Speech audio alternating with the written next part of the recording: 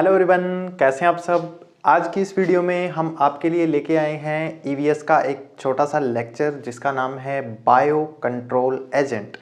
यह टॉपिक आपको कहीं ना कहीं ज़रूर मिलेगा, आपने कहीं ना कहीं ज़रूर पढ़ा होगा इस टॉपिक के बारे में। तो हम छोटा सा टॉपिक है, बायो कंट्रोल एजेंट होते क्या हैं और इनके उपयोग क्या हैं। तो ईवीएस के इस टॉपिक को हम डिस्कस करते हैं। क्लास मेनली रहेगी एमए सेकेंड ईयर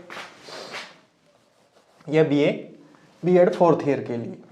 ठीक है, तो हम बात करते हैं बायो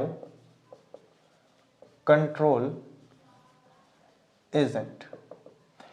जो ये टॉपिक है ये बायोटेक्नोलॉजी का भी एक टॉपिक है, बायो कंट्रोल एजेंट। तो बायो कंट्रोल एजेंट क्या होते हैं, इनके यूजेस क्या क्या हैं, बायो कंट्रोल एजेंट के बारे में आज हम पूरा डिटेल से देख लेंगे। तो चलिए देखते हैं बायो कंट्रोल एजेंट क्या होते हैं। सबसे पहले तो नाम से बायो कंट्रोल एजेंट, या फिर इनको हम बोल देते हैं जैविक एजेंट, जिंदा एजेंट, जैविक एजेंट। कंट्रोल, बायो मतलब लिविंग, बायो मतलब लिविंग, जीवित। कंट्रोल मतलब नियंत्रण में रखने वाले, नियंत्रण में रखने वाले। फॉर एग्जाम्पल, किसानों द्वारा कीटनाशक यूज किए जाते हैं, उनकी जगह पर अगर बायो कंट्रोल एजेंट का प्रयोग किया जाए तो बहुत ही उम्दा प्रयोग होगा। अब मान लो एक फील्ड है,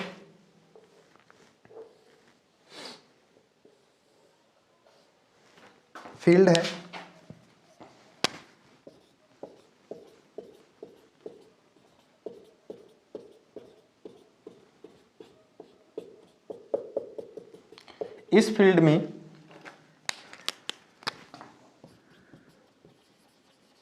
पूरा का पूरा इस जमीन पर, इस फील्ड के अंदर फसल खड़ी हुई है। इस फसल के अंदर कीड़े मकोड़े आ रहे हैं या घास फूस उग रहे हैं। ठीक है, इस फसल के अंदर कीड़े मकोड़े आ रहे हैं, कीड़े मच्छर, जो इस फसल को खाने वाले जीव हैं, कीट। ठीक है, ये आ रहे हैं। तो इनको कंट्रोल करने के लिए किसान क्या करता है, कुछ ना कुछ पेस्टिसाइड डाल देता है, कुछ ना कुछ पेस्टिसाइड, इंसेक्टिसाइड, कुछ ना कुछ कीटनाशक। इनको हम क्या बोलते हैं, कीटनाशक। कीटनाशक वो छिड़काव कर देगा, फसलों के ऊपर कीटनाशक का छिड़काव कर देगा। अब उससे क्या होगी, जो कीटनाशक होती है वो फसलों को बिना नुकसान पहुंचाए,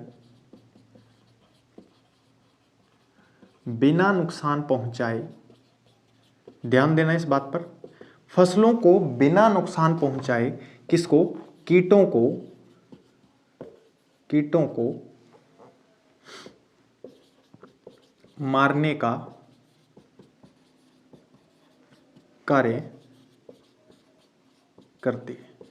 अब किसान ने क्या किया, एक कीटनाशक डाला और कीट मर गए, फसल को कोई नुकसान नहीं हुआ। ऐसा कौन सोचता है, ऐसा हम भी सोचते हैं, किसान भी सोचता है, और उसकी फसल भी अच्छी हो जाती है, कीटों से सुरक्षित हो जाती है। परंतु ऐसा नहीं है। कुछ ना कुछ पार्ट, कुछ ना कुछ भाग इस कीटनाशक का फसल के अंदर एंटर कर जाता है, जो आगे आकर हमारी जो फूड चेन है उसके अंदर चला जाता है। अब इससे अच्छा है कि किसान अगर बायो कंट्रोल एजेंट को प्रयोग करता तो बहुत अच्छा रहता। बायो कंट्रोल एजेंट ऐसे एजेंट होते हैं, जो बायो कंट्रोल एजेंट है, कहीं कहीं बुक के अंदर बायो सेंट्रोल भी लिखा हुआ है, तो उस पर कंफ्यूज मत होना, उसका मीन यही है, बायो कंट्रोल।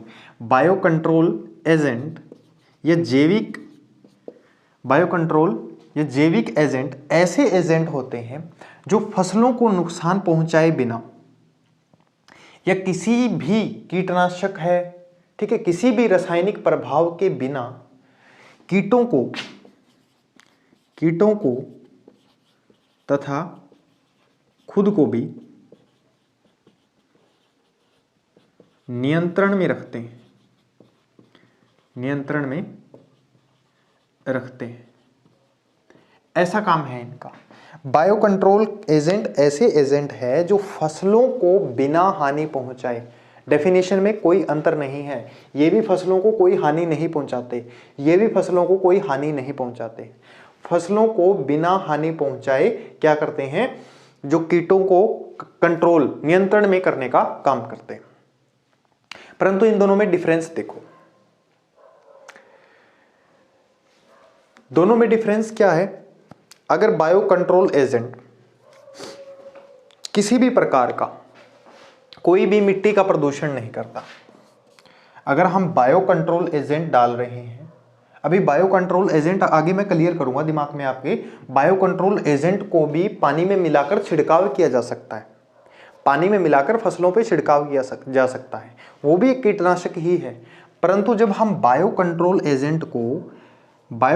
एजेंट को डालते हैं तो ये किसी भी प्रकार का भूमि प्रदूषण नहीं करेगा, भूमि प्रदूषण नहीं होता, पौधे की अवधि बढ़ा देता है, जीवित रहने की, पौधे की जीवित रहने की जो अवधि है उसको बढ़ा देता है, ठीक है। पौधा तो उतना ही ग्रो होगा जितना उसको टाइम चाहिए, परंतु अगर पौधा कीटनाशकों के कारण किल हो रहा है, मारा जा रहा है, तो उसकी जीने की अवधि बढ़ा देता है कौन, बायो कंट्रोल एजेंट।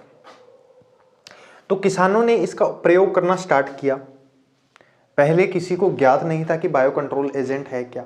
धीरे धीरे जैसे बायोटेक्नोलॉजी विस्तार में आई तो बायोटेक्नोलॉजी के थ्रू ये बायो कंट्रोल एजेंट है ये भी विस्तार में आए। कुछ फसलें हमारी ऐसी बनने लग गई जिसमें बायो कंट्रोल ऑटोमेटिक होता है, जो फसलें अवॉइड करती है कीटों को, कीट अगर उन फसलों को खा ले तो वो खुद ब खुद मर जाते हैं।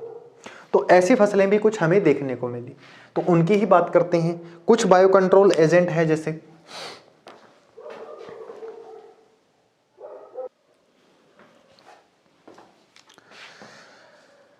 जो बायो कंट्रोल एजेंट होते हैं वो किसके रूप में काम करते हैं, एक परजीवी के रूप में काम करते हैं। कैसे, परजीवी। परजीवी क्या होता है, जो दूसरों पर रहकर उसको ही अपना आहार बना लेता है, जो दूसरों की बॉडी पर रहकर उसको ही अपना आहार बना लेता है। ऐसे जो ऑर्गेनिज्म होते हैं, ऐसे जीवाणु होते हैं, उनको हम क्या बोलते हैं, परजीवी बोलते हैं। ऐसे जीवाणु उनको हम क्या बोलेंगे, परजीवी बोलते हैं। तो परजीवी क्या काम करते हैं, दूसरों को नुकसान पहुंचाने का काम करते हैं।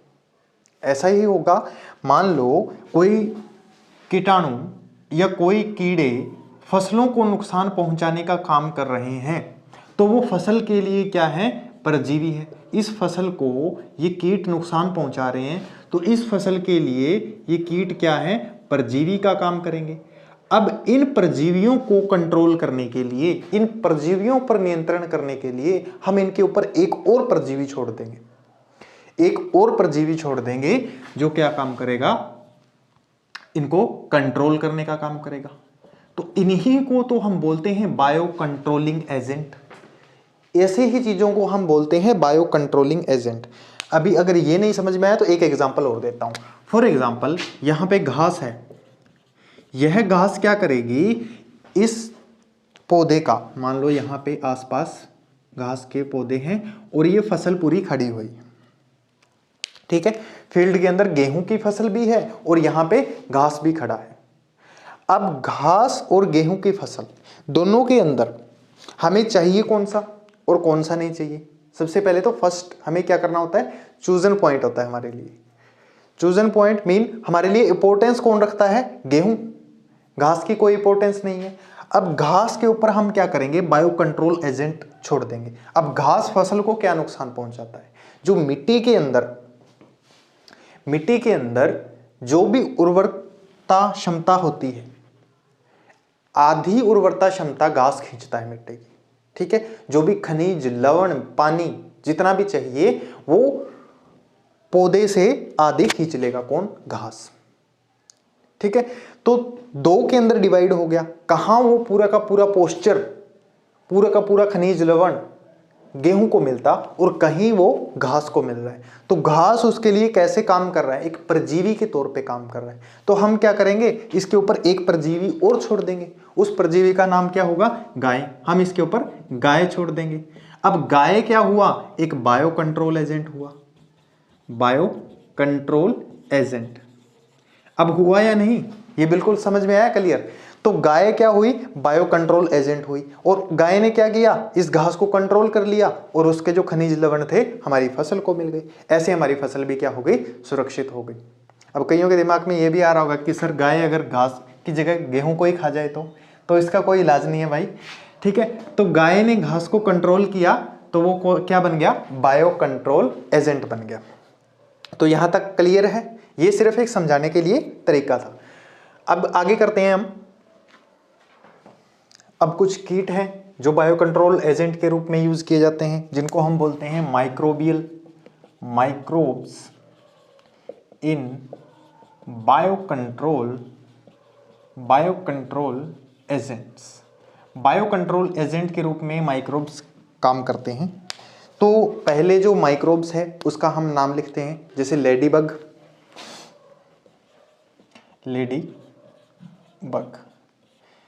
इसके अलावा दूसरा जो माइक्रोब्स है, दूसरा है ड्रैगन फ्लाइज।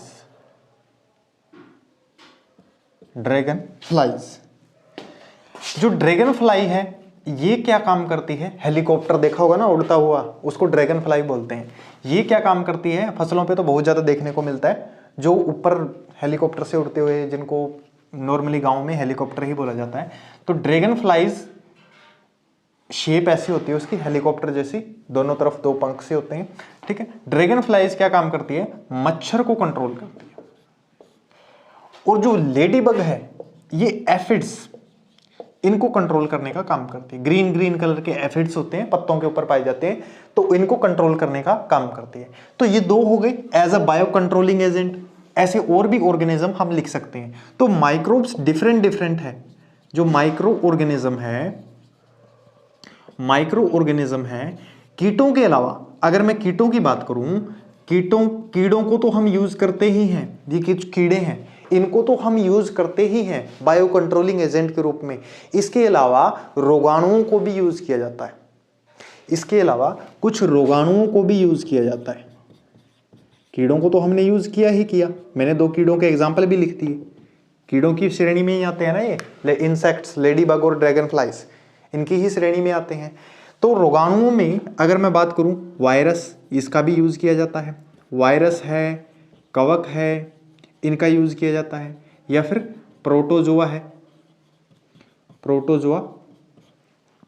इनका उपयोग बायो कंट्रोलिंग एजेंट के रूप में किया जाता है। अब इसका भी एक एग्जांपल ले लेते हैं। जैसे एक रोगाणु है बीटी, जिसको हम बोलते हैं बेसिलस थ्रुएंजेनेसिस।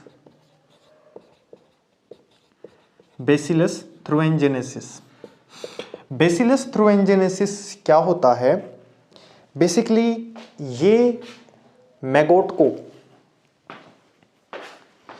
जो लार्वा है, कैटरपिलर है, उनको कंट्रोल करने का काम करती है।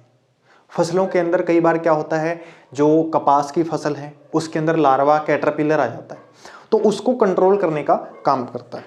कैसे, अब जैसे बेसिलस थ्रुएंजेनेसिस, मैं इसको शॉर्ट फॉर्म लिख रहा हूँ बीटी। बेसिलस थ्रुएंजेनेसिस को जब घोल के साथ इसके बीजाणुओं को, इसके जो बीजाणु थे, स्पोर्स थे, इनके बीजाणुओं को घोल के साथ फसलों पर छिड़काव किया गया, तो उस फसल के ऊपर जितने भी कैटरपिलर सुंडी बोलते हैं जिसको, कैटरपिलर थे, वो क्या हो गए, किल हो गए, मर गए, कैटरपिलर मर गए।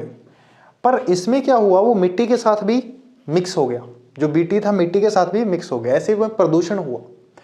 तो बायोटेक्नोलॉजी के बाद, जैसे ही बायोटेक्नोलॉजी में कुछ काम स्टार्ट हुआ, तो वैज्ञानिकों ने, बहुत प्रसिद्ध है ये, तो वैज्ञानिकों ने सोचा कि कुछ ऐसा किया जाए जो बीटी का जीन है, बीटी का जो जीन था, ध्यान देना इस बात पे, जो बीटी का जीन था इसको सीधा का सीधा कपास के पौधे के अंदर इंट्रोड्यूस करवा दिया। अब बीटी का जो जीन होता है वो जहरीला होता है, इस जहरीलेपन के कारण ही जो कैटरपिलर है, कैटरपिलर ने जैसे ही बीटी को खाया उसकी आंत के अंदर जाके वो जहर बन गया।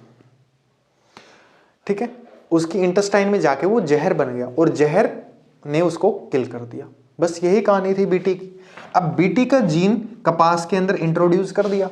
अब कपास के अंदर बीटी का जीन इंट्रोड्यूस है तो वो हर एक सेल के साथ मल्टीप्लाई होगा, हर एक सेल के अंदर बीटी बीटी आएगा। इसीलिए हम आज जो कपास उगाते हैं उनका नाम सुनते हैं बीटी, बीटी कॉटन। ठीक है, अलग अलग श्रेणी में आती है ये भी। तो यहाँ पे जो कपास के पौधे उगाए गए तो उनके अंदर पहले से ही बीटी मौजूद था, मतलब बायो कंट्रोलिंग एजेंट पहले से ही मौजूद है। जब हम उसके सीड को ग्रो कर रहे हैं तो उसके सीड के अंदर ही है और वो पूरे के पूरे पौधे के अंदर जीन में रहेगा। अब क्या किया, अब जैसे ही किसी कीड़े ने या कैटरपिलर ने इसको खाना शुरू किया, इसके लीफ को खाया, तो इसके लीफ को खाते ही उसके अंदर बीटी की मात्रा चली गई, उसके अंदर बीटी की मात्रा चली गई। शॉर्ट फॉर्म है बैसिलस थ्रोएंजेनेसिस। उसके अंदर बीटी की मात्रा चली गई। अब बीटी की मात्रा चली गई तो अंदर जाके जो कीट के एंजाइम है उनके साथ मिलके जो बीटी है वो क्या, जहर बनाने का काम कर देता है। जो बीटी है अंदर जाके क्या काम करता है, बॉडी के अंदर जाके जहर बनाने का काम कर देता है। तो उसकी पूरी की पूरी इंटेस्टाइन में जहर फैल जाता है और जहर के कारण वो मर जाएगा। तो कीट ने क्या किया, फसल को खाने की कोशिश की और वो खुद ब खुद मर गया। ऐसा ही हुआ। तो ऐसी चीज को हम बोलते हैं बायो कंट्रोलिंग एजेंट। मतलब कीट फसल को खाएगा तो वो मर जाएगा और नहीं खाएगा तो भी मरेगा। तो कीट अगर फसल को खाएगा तो वो मर जाएगा। तो ऐसे ही कंट्रोलिंग डिवाइस, यानी कि ऐसे ही कंट्रोलिंग एजेंट जो फसल को, ये फसल की आयु को बढ़ाते हैं, फसलों में सुधार लाते हैं। ठीक है, ये काम हुआ है बायोटेक्नोलॉजी के थ्रू, बायोटेक्नोलॉजी प्रोसेस है उसके थ्रू हुआ है। तो ऐसे ही जो डिवाइस हैं या ऐसे ही कंट्रोलिंग एजेंट जो कीटों से फसलों की सुरक्षा करते हैं बायोलॉजिकली, उनको हम क्या बोलते हैं, बायो कंट्रोलिंग एजेंट। तो ये थी बायो कंट्रोलिंग एजेंट के ऊपर एक छोटी सी वीडियो। तो वीडियो आपको कैसी लगी, अच्छी लगी तो शेयर जरूर करें।